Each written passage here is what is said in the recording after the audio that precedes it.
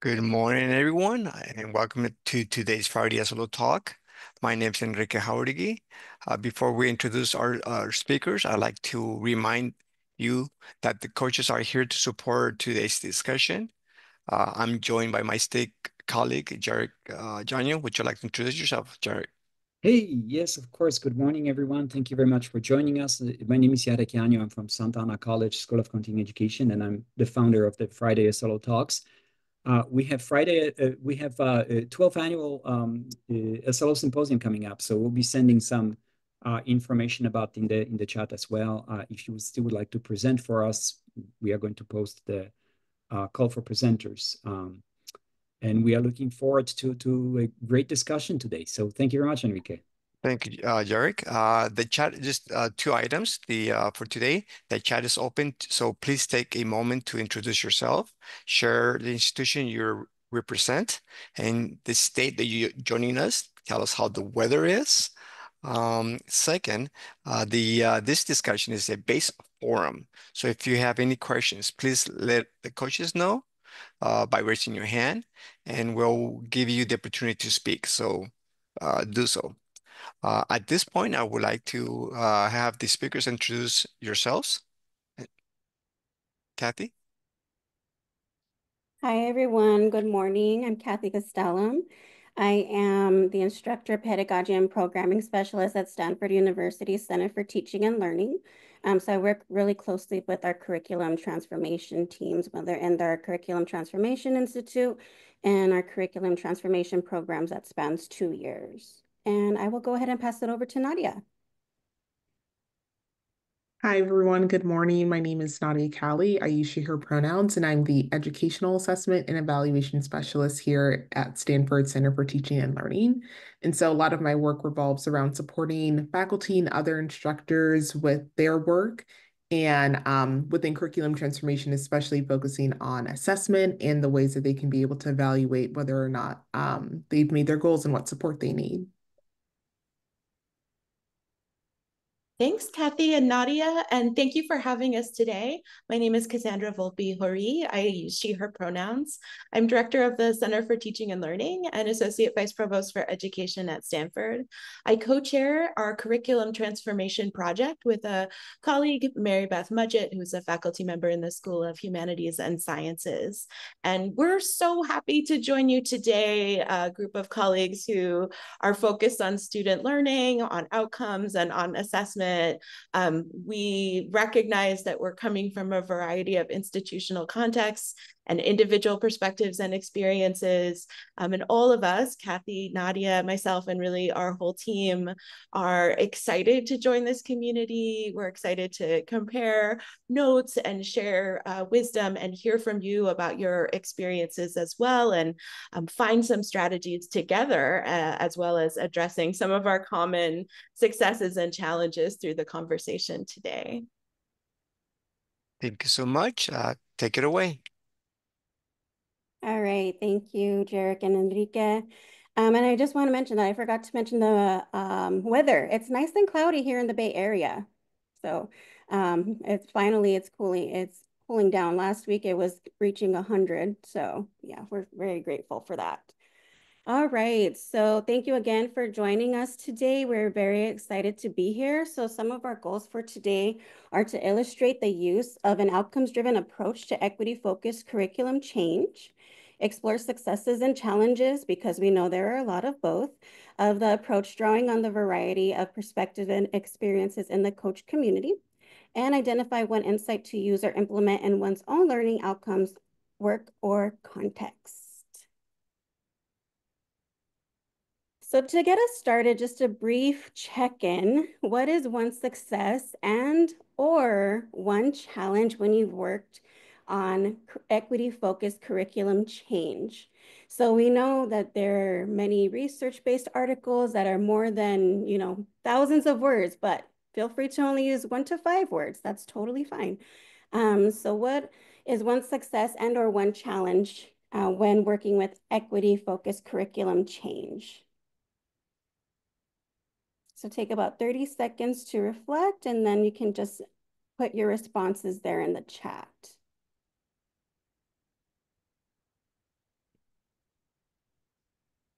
All right, we have misunderstanding the decisions that will be made from the data. Yes, helping faculty to realize that misaligned curricula create inequitable access. Yep. There's no room in the curriculum. Yep. So even though Stanford, it's Stanford, it's a private university, no matter where we're at, community colleges, public institutions, 2-year, 4-year institutions, specialized institutions, we all experience the same. There's a lot of overlap in equity-focused curriculum change. And resistance to change, yes, definitely. Challenge faculty resistance and success. Faculty making changes that lead to improved equity. Yes, very much. Misunderstanding of equity. Inertia. Jarek, care to elaborate a little bit on that? I think that many of us have already expressed that before, right? That we are so ingrained in the ways of doing our business that if there is a new initiative as organizations, because again, organizations are controlled by groups of people, we have to have time to internalize it, to discuss it, to figure out what the next steps are. So it's not something that we can just kind of snap our fingers and it's going to happen. There is really a number of discussions that need to be taking place, and especially when it comes to equity, this is something that just requires larger group discussions. Really, there is a number of questions that need to be asked and answered in a profound, impactful manner, and I think that's a challenge on many campuses. Yeah, thank you for elaborating on that. And, I'm reading them out loud because I know sometimes, when working in higher education in general, it can feel very isolating. Like, oh, what am I doing wrong? What are we doing wrong here at our center? It just has to be us. Well, no, it's pretty common. So that's why I'm reading them out loud. So, if you all are experiencing the same challenges and, successes, just to validate you. And then we have thinking they are and challenge perception. It takes too much time. Yes.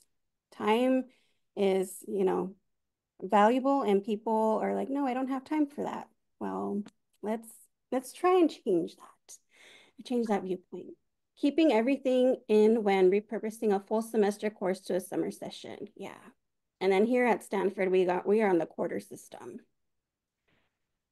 Yes, thank you, Cassandra, resonating so much in all caps with these successes and challenges. Rigor being misunderstood as opaque or non-transparent. Keeping things balanced in education and curriculum, not a priority. And success, small movement forward is still progress. And then I'll go ahead and read this last one here, and feel free to go ahead and include more as we continue on. And also you feel free to react to them using your emojis there in the chat. And the last one, lack of institutional support and resources for implementation. All right, thank you all to those of you who provided a response and who are going to provide a response or are still working on your response. And I will go ahead and pass it over to Cassandra. Thanks, Kathy, and thank you everyone for that warm up and getting some of our successes and challenges out into our shared space today. So we'll share a little bit about the work that we've been doing, but we really want to do that in order to then set up some deeper conversation with you. So we'll not take too much time with this bit of sharing. The project that we're working on at Stanford is called Leveling the Learning Landscape. It's a 5-year curriculum innovation and institutional change effort. It has several parts. So we're working on unifying and expanding the pre-first year, pre-FROSH as we call it, summer programs. Also working on creating and expanding opportunities for the pre-sophomore summer for research, internships, and mentoring. Then working with teams from departments and programs on rethinking the introductory curricular pathways, particularly around teaching and equity in classes. and then assessing the larger impact of all of these efforts together holistically as we use evidence-based practices. So we're really focused on, our team is focused on that part 3, the curriculum change efforts. We've designed with our colleagues in the Vice Provost for Undergraduate Education and across Stanford, we've designed this to have a low barrier for faculty and staff teams from departments to have an idea, to recognize an equity and belonging challenge in the curriculum and bring it forward. So they just have a couple of pages as a team to apply to come into what we're calling the Curriculum Transformation Institute, which is a roughly half-day experience in spring. At that institute, those teams are then really supported to develop a more full proposal and plan for curriculum change. They then get some peer review and feedback and approval to go ahead with curriculum transformation projects. There's departmental buy-in. There are some seed grant funds available to support them in that work, which we recognize is not always possible. At the Curriculum Transformation Institute, which we'll share a little bit more about that as well, but the big picture is that we're going from identifying challenges and really articulating goals for curriculum change and what that endpoint will look like, and then into really looking at the strategies and approaches that they'll use in teaching, in the curriculum to support those goals, and then ending the Institute with developing assessments and thinking through the deliverables of the project, and really how they'll socialize it and share it with their colleagues as well. Across the 3 days, we're drawing on evidence, so past research, bringing it into current contexts, encouraging inquiry and focusing on what's both effective and equitable, and helping teams move from early ideas to full proposals in a really collegial, feedback and idea-rich environment. Folks have really appreciated this in some unexpected ways. One, we've heard the comment from faculty who have participated, the surprise really that things are curated for them to succeed, which we feel is a really big mindset shift in the way that we're hoping they think about curating their own curricular experiences for students to succeed. And then also finding the collegial environment really helpful and the modeling of some of these practices to sink in. Plus, of course, just a collegial community environment has been supportive. Over to Kathy. Thank you, Cassandra. Thank you for the context for what we do here in the Center for Teaching and Learning when it comes to curriculum change. So how many of us have heard of SMART goals? Specific, measurable, attainable. I've also heard it as achievable, relevant, and time-bound. Yeah, I see some thumbs up there in the chat, and also as I'm looking at the participants. So we really use our SMART goals when we're looking at the curriculum transformation, the Institute, and also throughout the time in their project. So are your curriculum transformation goals SMART? And are your learning goals SMART for students? We really use this as the foundation. And next slide, please. So in general, a SMART learning goal is specific. So it usually uses a verb with a clear meaning. It's measurable, describes an observable student action. It's attainable, suitably challenging for students. Relevant, connects to the course and student interests. Of course, we always have to make things relevant to our students, helps them retain it. And time-bound, is likely to be achieved in a specific time frame. So that's what a SMART learning goal is. And we'll go ahead and take a look at some examples here. Next slide. So here, I'm not going to read the entire slide. Feel free to read it, or are we sharing our slides with the group, Jarek? Yes, okay. So yeah, so you'll have access to these, so feel free to come back to them. But here are a couple examples of SMART goals for curriculum transformation. So for example, we want students to learn better in a redesigned Gateway course. Okay, well, let's be a little more specific. So when you see the specific, measurable, attainable, relevant, and time-bound, you'll see some keywords there. For example, specific, revise the assessment, provide continuous formative feedback throughout the quarter. And again, the quarter, it just reflects Stanford, but if you work in an institution with semesters, you would just change that. But there's just that very specific verbiage there. And measurable, at least 80% of students will achieve a grade of B or higher, and 90% will self-report increased confidence. See, there's those specific measures.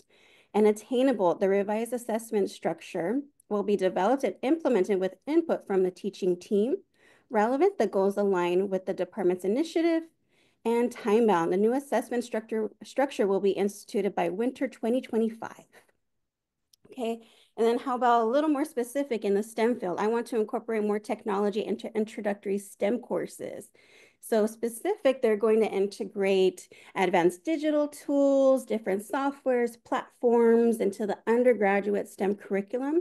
Measurable, that it will introduce at least 4 new digital tools with 75% of students using them for labs, projects, and coursework.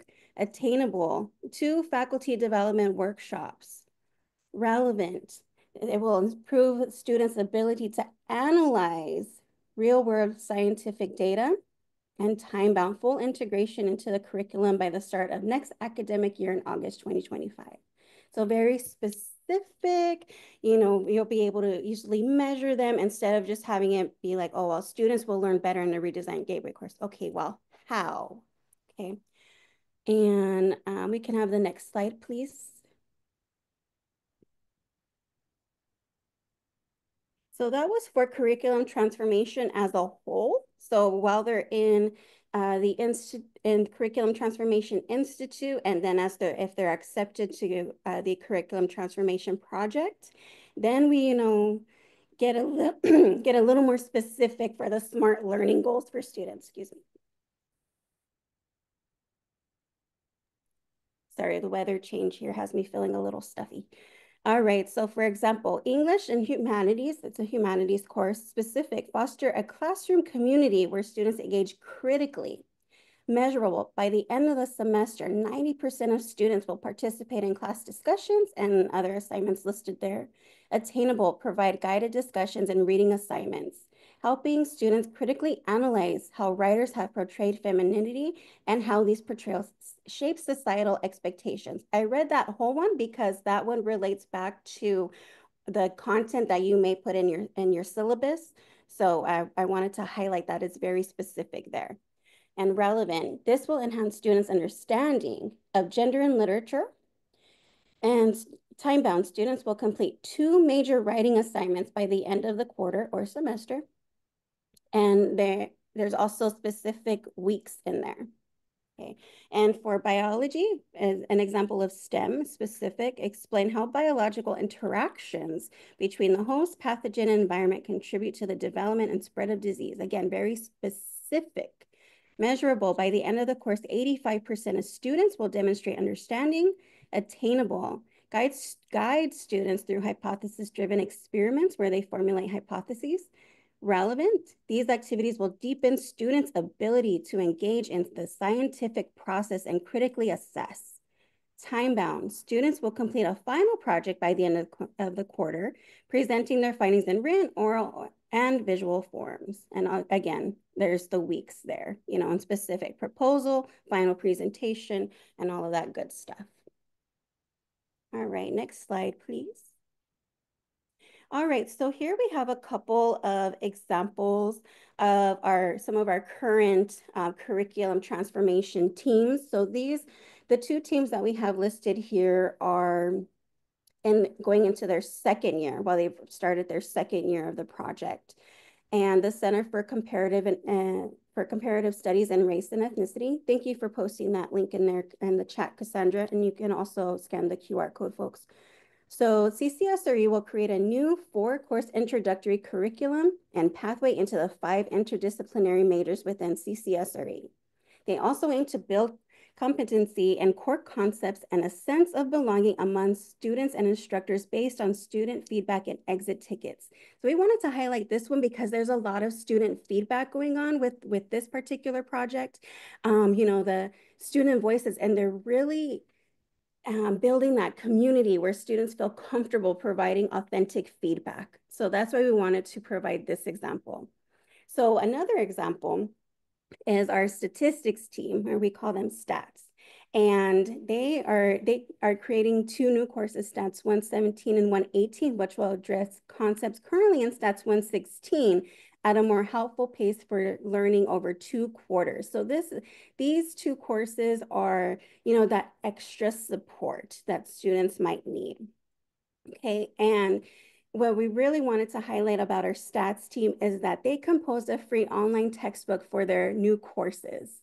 So that we thought that was really amazing how, you know, and a lot of times when working with students, you know, in higher education as a whole, you know, a lot of the concerns that come up are the access to materials because they're so costly. Well, it's pretty amazing that the stats team used student feedback and grad students to help them compose a free online textbook for the new courses to make it even more accessible to the students who need a little more support. And before I go on to this slide, Cassandra and Nadia, did you want to add anything else about CCSRE or stats that I may have missed? We're good? Okay. All right. Just making sure. All right. So in sum, you know, our curriculum transformation institute and then our projects, they really focuses on the inclusive course structure, promoting student belonging, inclusive curriculum planning, and then assessment and evaluation. So in the examples that I just showed you, you know, it's very transparent how they're being inclusive in their structure, promoting the student belonging, and also the curriculum planning. And then now I'll go ahead and have Nadia take us on our adventure for assessment and evaluation. Awesome. Thank you, Kathy. Hi, everyone again. So on this slide, well, really, I'll just get into assessment and evaluation and how we go over it within the Curriculum Transformation Institute that Cassandra talked about a little bit ago, that 3-day institute. And so this slide is just one of the slides that we go over during the institute to talk about assessment and evaluation and how that shows up with curriculum transformation for this program. And so the way that I break it down are 3 different components. One, which is individual class session, like just the one day in a class with the students, or even a program session that you're having with students, and being able to have assessments during that class or that program. And so one of the examples that we talk about during the Institute deals with entry and exit tickets, with which CCSRE is using, as well as being able to bring in student feedback. But then beyond just the one single course example, we also get into the entire course itself, looking at from the beginning to the end of the course, what are the changes that happen with learning, the changes that happen with students' experiences. And so some of the examples that we bring up are pre and post course surveys, but as well as continuous assessment, which is a concept that we go over during the first day of the Institute. Something else that the third bucket that we really touch on is about the overall curriculum transformation program itself. So looking at it even higher level, even beyond a single course, looking at the entire curriculum, maybe the entire department, what are the changes that have been made to make courses more equitable and accessible? And so some of the examples that we bring up there may involve having focus groups with students, getting their feedback, getting to know more about their experiences and how those may have changed over time, but as well as looking at students' experiences with belonging. Some of the concepts we go over are related to growth mindset, but also really digging into some more of the institutional data side of things to see about what are some of the broader analytics that we can track over time as well. And we can go to the next slide. So here, I'm just going to go over a couple of examples of, so before I discuss about, okay, that's what I went over during the Institute, and then now I'm going to more so focus on how the teams are able to apply that information. And so Some of the teams focus more on students' experiences before they even take the course, especially being able to hone in on what are students' prior knowledge, skills, their sense of belonging, and so that they can be able to tailor their curriculum to meet students where they are. And so an example of this is the physics team, where they have their placement diagnostic exam, which they use in order to recommend students about which physics courses to take to really meet them where they are. But not only that, I'm working with them on pairing that data with institutional data to see what are some of the more equity related goals and the progress that's made over time. So that includes things such as grades, not only limited to grades, but grades in future courses, as well as the completion of whether the physics major or a physics related major. So that's something that we're looking at. So especially they want to focus on that no matter what kind of score that a student received in the placement diagnostic exam with this introduction physics course, that no matter what scores students receive, that over time they are all able to succeed. Also, other teams also focused on assessment and evaluation as it concerned students' experiences during and within the class itself. And so that especially involves the different learning assessments that many of us are familiar with, such as exams, assignments, maybe even papers, but also some of the more informal interactions that happen as well. But then also looking at evaluating belonging as well, since that's also a key component of curriculum transformation. So that especially involves things related to students' feedback, their metacognition, their sense of community. So one of the teams that focus on this is the inclusive field education team. And so they have been observing different classes within field related courses. So they take notes about the inclusive practices that they're seeing, students' experiences as it relates to inclusion, but also being able to provide feedback to instructors, really building that collegial community, spreading it beyond Curriculum Transformation Institute to other parts of the university, but then also being able to document, okay, we gathered all of this information. Now, what really makes an inclusive learning environment in field? And how can we spread this beyond just this course? How can we spread it to our department and even to the entire school? So that's something that we're really excited about with the inclusive field team. Oh, thank you. For another way that teams have applied the assessment and evaluation aspects of curriculum transformation deals with what happens after the courses that students take. So especially after the introductory curriculum, how can they use that information to tailor the curriculum to meet students' needs? And going back to Kathy's point with the SMART goals, make it relevant for students.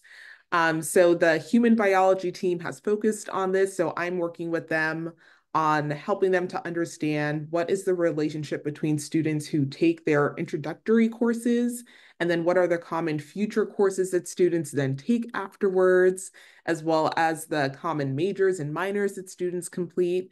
And the human biology team is hoping to really understand that relationship so they can then tailor their course to know that, okay, if students are taking these certain courses in the future, how can we make sure that we're preparing them for success right here in this course in the beginning of their Stanford careers? And last but not least is overall curriculum transformation. So really, again, looking at that higher level of the entire curriculum, an entire department, what are the changes that we're making and the impact that we're having as it relates to equity and accessibility. So one of the things that I'm looking at are the interviews and surveys that we have with seniors. Some of the things that I've been analyzing deal with students' experiences with their major, whether or not they're satisfied with different aspects of them, but as well as looking at things related to their well-being, because that also is related to equity. So that's when some concepts are related to community, related to stress, and other forms of health really come in, and making sure that we aren't analyzing it just in aggregate, but also being able to disaggregate that data to know that students of various populations, of various identities and experiences are having equitable experiences. And I see that there is a raised hand from Enrique. You have a question or comment? Yes, Nadia. Just a quick to make this general statement that I wanted to say to the group. How do the SMART goals track a student's progression? They're learning. How does it track? How does it track their learning? Yes. How do the SMART goals inculcate with the assessments, and how do you know that they're performing? Do you have like a specific key performance indicators for those SMART goals? Yes, the teams decide what those indicators are for their teams, or decide what the indicators are for their students and their classes, and they're able to adapt them. So that goes back to some of the examples that Kathy provided a couple of slides ago, Hmm. where teams have their goals that are listed, and then they're able to adapt them for their courses. So if they have a specific measurement, they have an attainable idea about what they want students to complete, then they're able to incorporate that into the assessments that they create for their courses. And that's how you transform your curriculum, right? Yes. Afterwards. Okay, got you. Yeah. Thank you. Yeah. Being able to implement now that we have Yeah. the tools, it's like, okay, the implementation side of things. Okay. Yeah. Thank you. Thank you so much. Yeah, of course. Of course. Thank you. Cool. And I will pass it over to Kathy. All right, thank you, Nadia, and thank you, Enrique, for your question. And also, folks, there are some questions there in the chat about deliverables and overall logistics of the curriculum transformation programs that we have here at Stanford CTL. So feel free to take a look. Thank you, Cassandra, for responding to those. All right, so now we're going to get further into discussions. So we're going to set up 3 breakout rooms, and you will self-select the room that you want to go to. So the first room, or room 1, it's labeled meeting students where they are. So like encouraging students, encouraging strengths-based approaches and assessing prior learning. The second room is doing the work. So like engaging with teams from across different disciplines on equity and belonging and managing team collaborations. And the third room is navigating curriculum institution interactions, such as accessing institutional data and reflecting on curricular impact. Glad to see you're here. All right, so let's go ahead and debrief. Thank you, Cassandra, for putting up the slides. All right, so room 1, what did you all talk about? Sorry, I hit stop share instead of unmuting my microphone. Sometimes you hit the wrong button in Zoom. Yeah, we just barely scratched the surface. Thanks to all who joined room 1. But really, folks were sharing some of the common challenges. Faculty would love to do more and really engage with students, and have that tyranny of content, right? We have to get to everything. So there's a real challenge, and particularly as maybe entrance exams have changed or requirements for them, we're all maybe struggling with, in different ways, really understanding where students are when they're coming in. So some of the ideas that people shared were creating some new diagnostics that aren't at the admission point, but after students have arrived, creating refresher modules and preview activities so students can kind of access what's coming up, understand for themselves whether they might need to refresh some knowledge or skills, and then come into the class with more of a common experience. But we also just got a chance to kind of commiserate about what a hard realization that is, when you really need to change, or our colleagues or us need to change our thinking and update our understanding, and kind of face the need for change in how we're pitching the material and engaging with students. Thank you, Cassandra. All right, so room 2, Erica's gonna go ahead and share since I had to stay behind a little bit and help some folks get in the breakout room. So Erica, what did we talk about in room 2? Yeah, I think one of the things that we discussed was how challenging it is with faculty workload to sustain their efforts in these spaces, because they are this work takes a long time. It takes a lot of careful review. I think it's critical that this work be done in teams of faculty, because otherwise you get those like 1 or 2 people who are carrying all the water for their department already. and doing a ton of service, and then their efforts might fail if their colleagues don't recognize or agree with the decisions they've made. So you need to have a good number of people, and then they also need to have some delegated authority to make some decisions for their department. That's a hard sell for a project or a program that can take months, and in the case of what we do at my university, like beyond a year, beyond an academic year to complete. So we talked about funding maybe being a thing. Course release seems to be more of a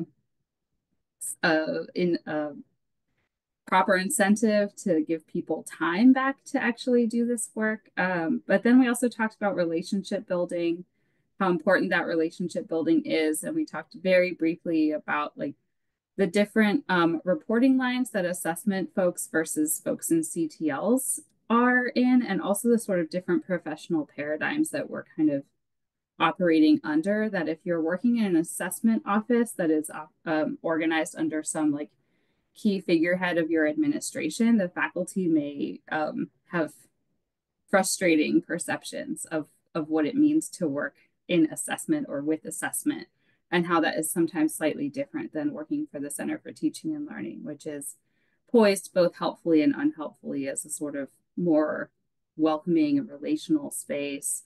And yeah, I'll not say much more about that because I do think that's going to be part of our next presentation.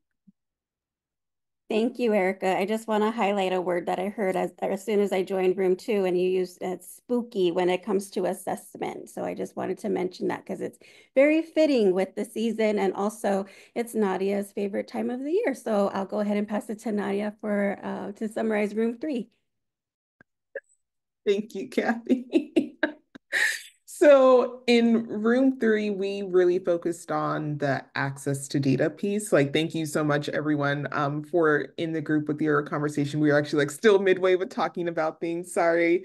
But one of the things that we talked about was just the recognition that across different institutions, across different states, that there's different levels of access that any of us may have to data. And so whether some institutions are more transparent with how the data process works, are more open and willing to share data, whether it's with data analysts or even with faculty. But then in other institutions, there may be more stringent concerns around student privacy. And so there being more limited access to data, or things may be more opaque. And that can be difficult trying to both balance student privacy, but then as well as trying to get access to data so that we can understand more about what is going on with students' experiences and how we can change them. One of the things that we talked about was how if faculty don't have certain kinds of information about how students are being impacted, especially when we think about not only students who based on their visible appearance, but also other aspects of their identity, their experiences, such as first generation and low income students, which faculty may or may not know that students are first generation or low income, and noting that without that access to that kind of data, faculty are then left to try and make assumptions, which can lead to biases and then lead to more inequitable experiences. And so I'm just talking about more so commiserating over the various differences when it comes to access to data. Some of the other things that we talked about was having an institutional culture and models of having access to data can really influence whether data is transparently given or not, but as well as who has access to the data may impact that process. Maybe some of the goals related to the accreditation process can even impact what the institution's focus is, how data is shared. But then also related to that, even a more logistical aspect of things is the IT department and the roles that they can play with access to data or not at times. And so that's something, some of the conversations that we had during our time together. Thank you all. Well, thank you. And we are, I think, at that point of some general Q&A and discussion. We're so grateful for you joining the breakout rooms and having this a little bit of a deeper dive. So Erica's got a question in the chat. Others, please feel free to raise a hand and we'll go for the next 7 minutes until the hour is up, unless we hear from our facilitators to end early or otherwise.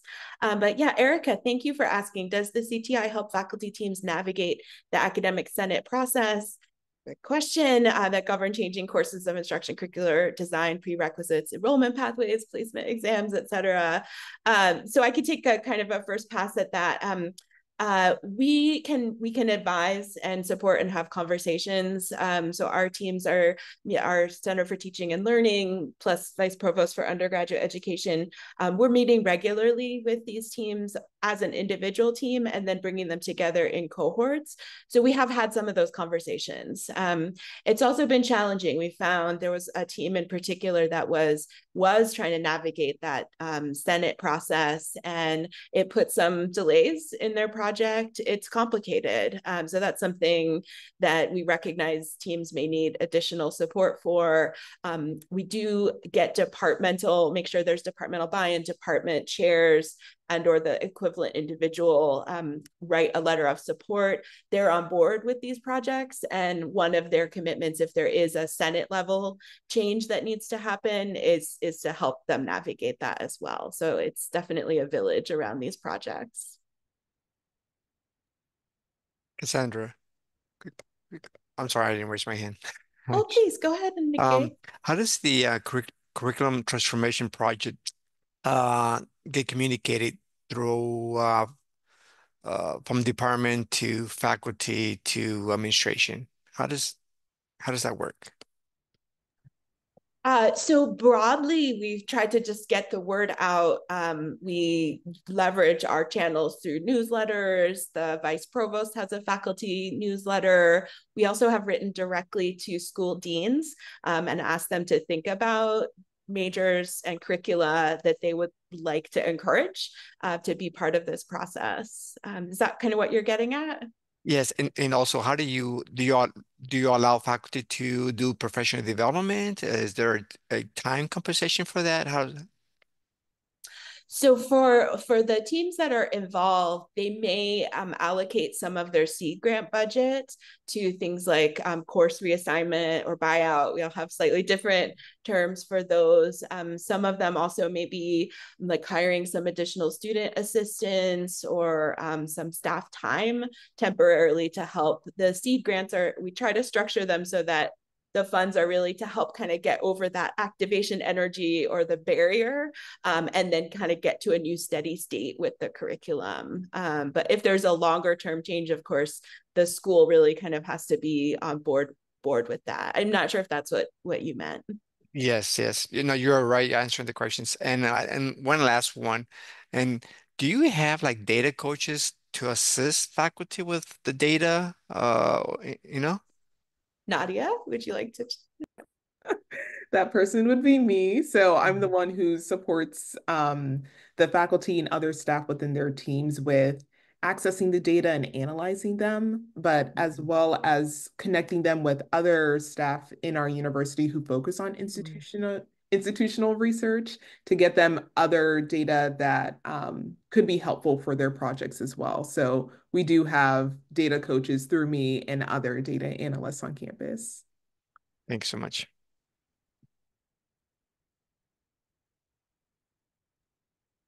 Other questions or thoughts you'd like to share via chat or a raised hand? We have a couple more minutes.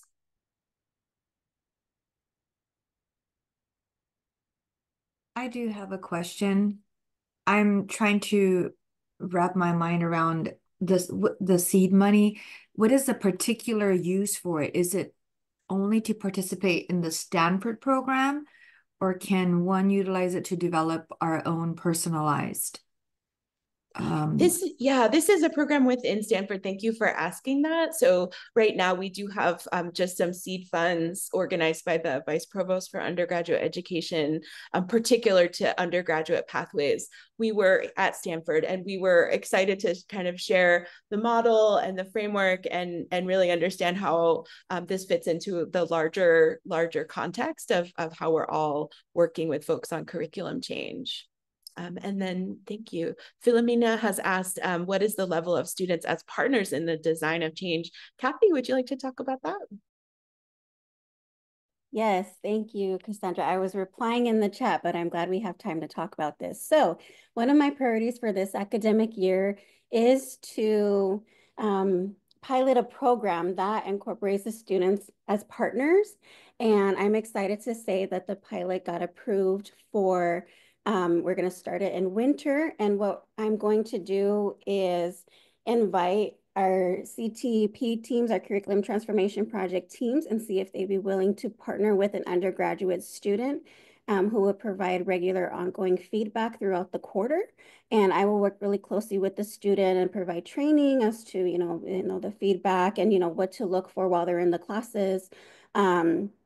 And I'm really glad to start this initiative because a lot of our CTP teams have requested more student involvement. So I'm excited that this pilot has been approved and I'm working on it literally as we speak.